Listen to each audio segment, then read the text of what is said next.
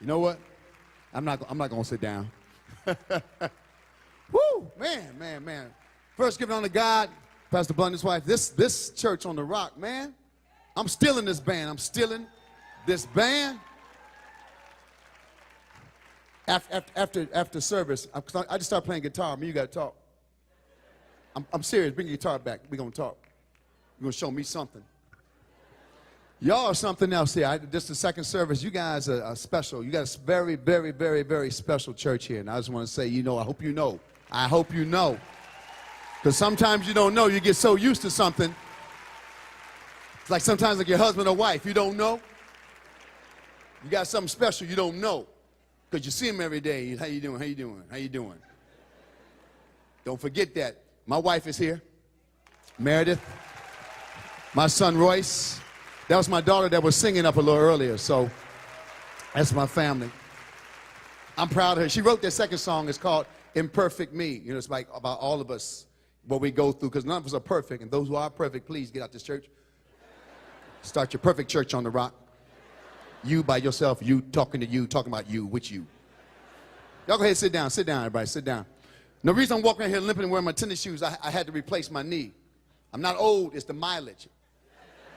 It's what I did when I was young. It ain't about being old. I worked it. I worked this knee till there was nothing left. So all you young people, when they replace your knee, it means you had a good life. If you're 60 with good knees, you didn't do nothing at 20. I did stuff. I jumped off buildings, jumped on trains, ran through bushes. All that stuff your parents say, you're going to pay for that. Yeah, right. Okay, right. Young people, your parents know what they're talking about sometimes. Trust me on that. I know you're 13, they 60, and they stupid, but trust me. They live to be 60 some kind of way. You just 13, so why don't you just hang in there, see what you know at that age. I want to say this is Easter. I'm not a preacher. I'm not trying to preach. My dad's a preacher. I'm the son of a preacher, so I have my issues. I was trying to find myself. I talked earlier because a lot of times in our life, we're always trying to find ourselves, trying to find out why we're here. Especially young people, you're trying to find out why you're here. What is your purpose on this earth? What am I trying to do? I look at parents. Your children will drive you crazy, and all of a sudden, out of nowhere, that little caterpillar becomes a moth. So hang in there. I was the caterpillar for a long time. I probably crawled longer than I should have before I finally figured out who I was. But today is a special day. We look at Easter. I mean, when I was looking at the Passion of Christ, it's so hard when I look at that.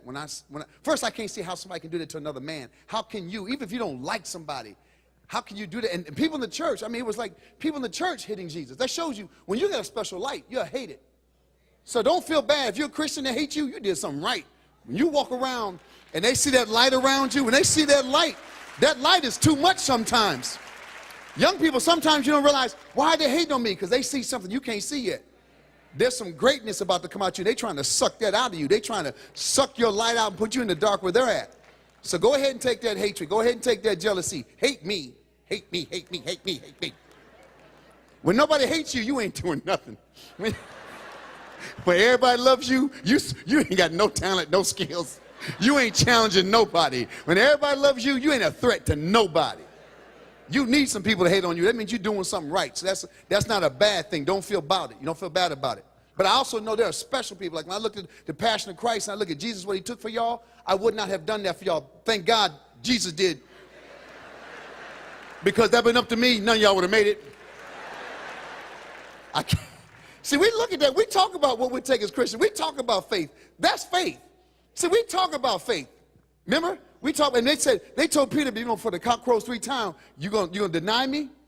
And he said, no, I won't. And when people show up sometimes, I know me. I mean, I look at the scripture, I look at the old scriptures. Those are just words. We got to think of the stories. Like Jesus, walk out in the water to me. Jesus, I can't do that. Send somebody first, because I can't swim. I love you, but I know you might be angry at me this week and let me drown. So when they talk about living by faith, they say that the faith is the size of a mustard seed. People understand it don't take a lot of faith to do a lot of great things. It shows you how little faith we have. We have to step it. I think right in this time right now, we're living in the hard times. They talk about recession, they talk about all these hard times. We've been here before. Anybody here 56 years old, this ain't new. This is our 3rd time. This is our 3rd time through. This ain't new. We should have saw this one coming. We got greedy. We got got greedy. Tell me, I need a bedroom for every child. We never had that. I need a house with a bedroom for every child. That's what I want to give my children. My dad was like this. You get in that bunk, you get in that bank, you get in that bunk, you lay on the ground till he graduate.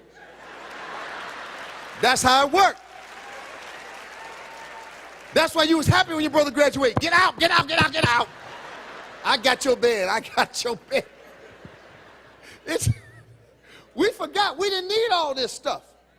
Family used to have one car, because you walked. Young people, I know this sound crazy.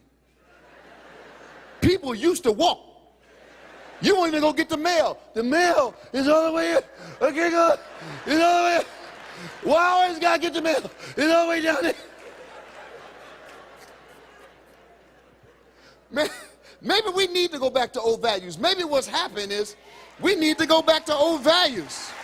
Maybe this is God's way of saying, y'all need to go back and get tough again. My father didn't give me a ride.